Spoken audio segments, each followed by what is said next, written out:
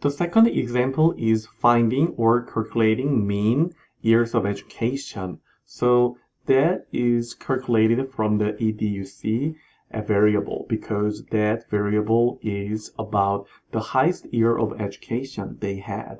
So you use the hand calculation or Excel calculation in the regular lecture, but this is the lab course using SPSS. We are using the frequency table instead of the hand or Excel calculation. Samely, you can go analyze and then go to frequencies.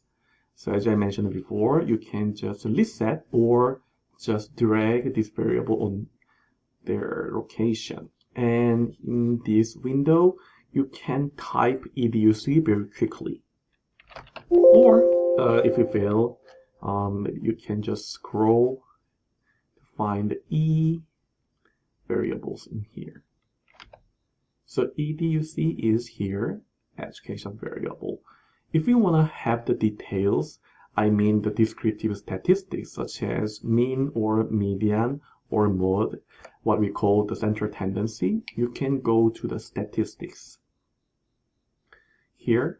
Because we have the years of education, this is a continuous variable and we call metric variable. So we can find the mean and the median and the mode all together.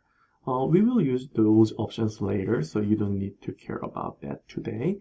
But you can go continue, and for the chart you can try, but this is also will be covered in next week. But let's try histogram, show normal curve. So let's make a very fancy table by using very simple options.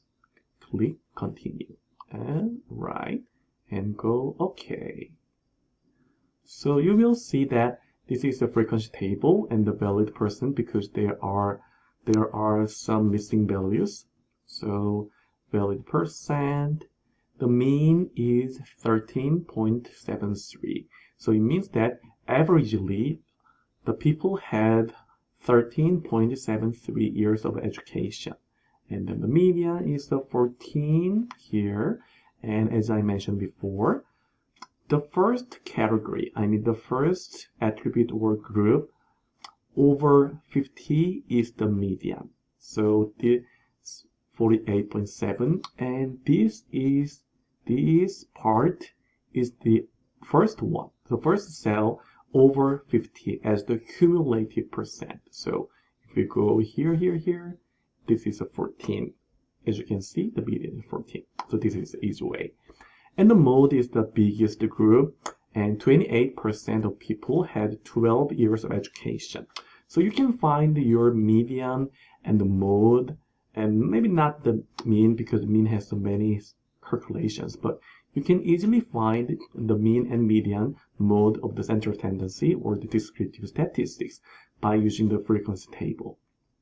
And also the histogram, we will cover that in next week, but you can see very close to some curve, normal curve, but we'll see the symmetric curve.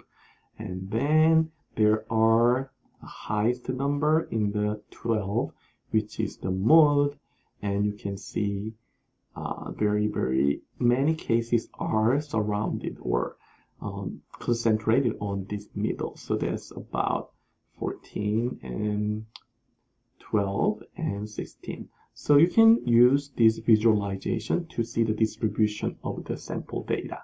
Alright, so this is the example of the calculating mean by using SPSS program.